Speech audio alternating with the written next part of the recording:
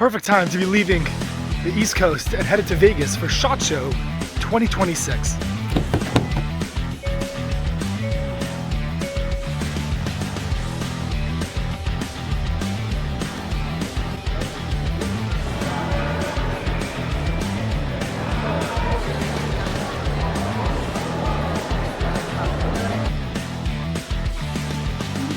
Made it to Vegas, and right now it is 1:15 p.m. The Gundies start at 5 p.m., so I have a little bit of time to kill. I'm going to see if I'm able to take in my camera. I don't know if they have restrictions on cameras they're able to bring into the venue, but we're going to check that out. We're going to go to the behind the scenes, see who we're able to meet while we're there, and I'm going to hopefully be able to take you along.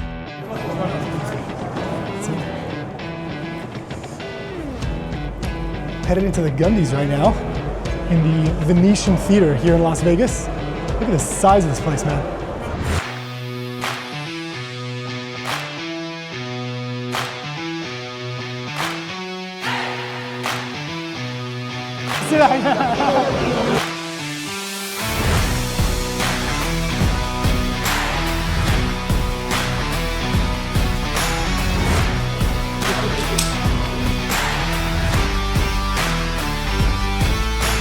So I just got back from Las Vegas and it was quite an exciting trip. Excuse the background, excuse the audio. We are significantly snowed in here on the East Coast. You probably have seen, by the time I'm filming this video, this is supposedly going to be one of the craziest winter storms that New Jersey has seen in quite a long time. So different environments for today. But I wanted to go through my experience at the Gundies as well as at SHOT Show and just tell you guys how the experience was. Overall, the Gundies was very fun. It was very cool to be able to meet with a lot of different creators in the industry and just link up with people that I know and speak about or speak to online a lot. And then this is kind of like the year roundup where you could actually interact with them and think for the future, different plans you might have, different things you might be able to do. So, you know, guys like Short Shot Tony, really, really nice dude. FPS Kenny, Civilian Tactical, the list goes on. I feel bad if I'm going to miss out on a bunch of individuals that I'm supposed to say hi to. But a huge amount of people that were just really, really nice to interact with. And it made the show much more fun to be able to hang out by. So I ended up sitting next to Short Shot Tony and FPS Kenny at the award ceremony. And then obviously, unfortunately, did not get first place, but it does not mean that your efforts didn't go in vain. I really want to thank all of you who put the time into to vote daily. It really made a difference. Even getting to the top 5 with such a serious competition of other creators out there is no joke. It's a very big deal, and I'm extremely grateful for it.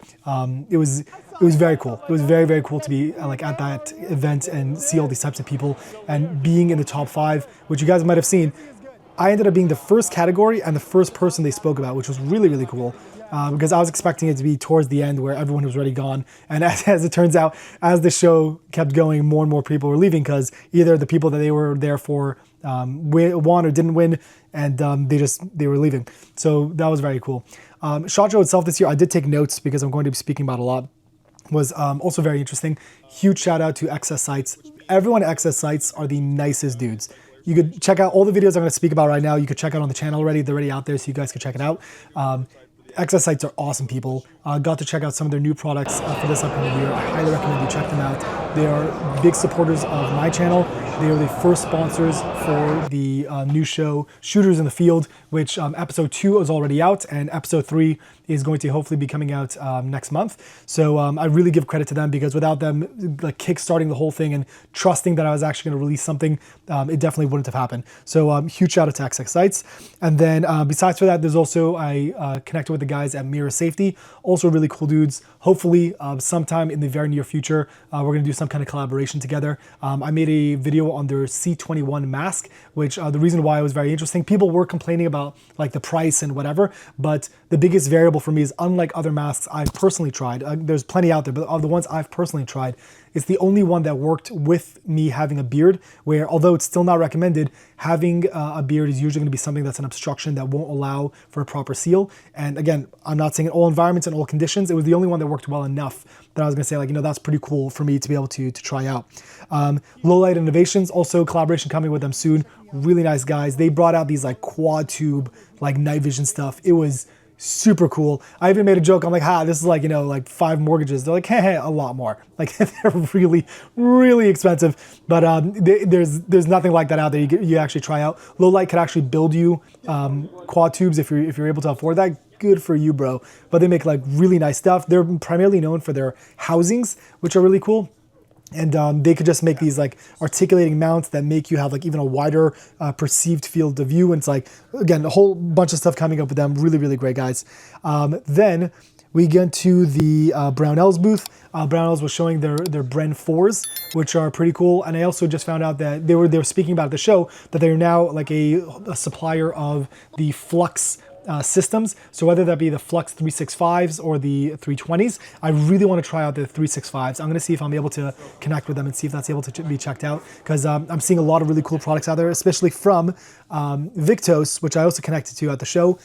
They make these like really cool like EDC bags that you're able to like have a really nicely fit 320 Flux inside of it, which is something I would like to see in the future. So we'll see if that's possible.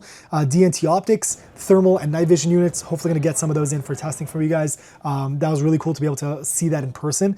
Another thing that I saw, which I didn't make a dedicated video on, is the ACE shooting system. It's like a VR system for training. So it's like a dry fire simulator, but it's like VR.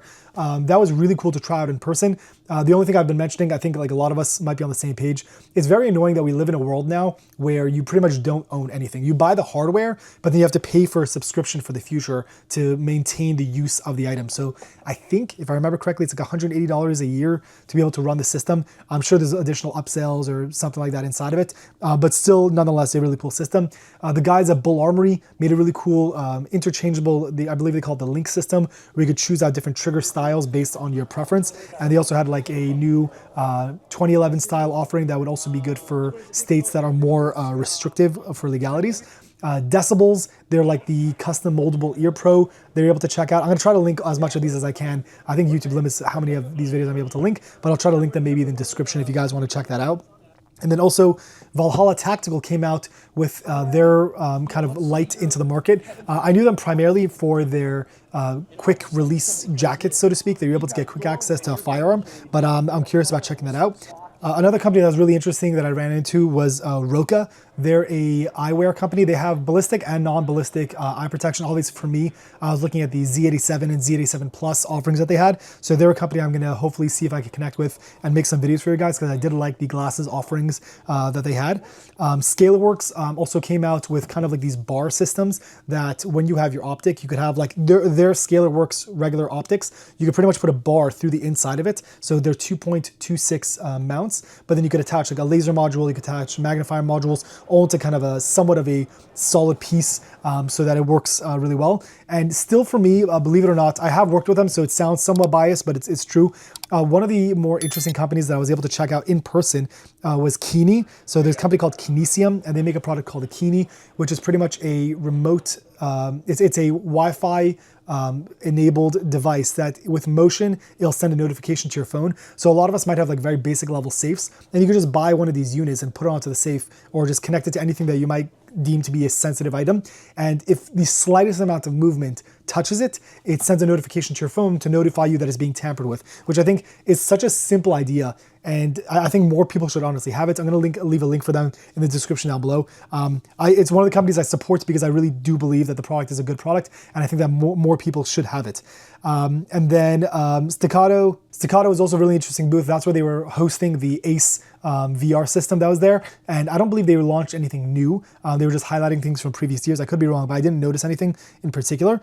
And by the way, going back to the Kini for a second, the reason why Kini is also interesting is that they now make magazine, like pistol, like Glock magazines, as well as AR-15 magazine compatible ones. So you could slide it into your rifle, to your pistol. So instead of it being like what previously was just the square item, it's able to actually fit into the firearm itself to make it work a little bit better and be more compatible with that. Lastly, somewhat random, but I ran into them as well, were the people from Right in the Rain. So they make notepads and paper that's going to be pretty much waterproof. So when you write on it in any water or winter environment, it's able to maintain the information that you wrote down on it. I think this is super important to have in your kit, because if you're going to write a message, or if you're going to write sensitive information and you don't want it to get damaged, things that would be left in your pocket, whether they be from sweat, rain, snow, you want to make sure that it doesn't get faded away. They also do have, you have to use the correct correct printer to make sure that it works properly, but they do have printing paper that you're able to actually print on to use for, let's say, maps as an example. So instead of buying these like really expensive high-end maps, you could get the map of the area that you're usually in or whatever it might be,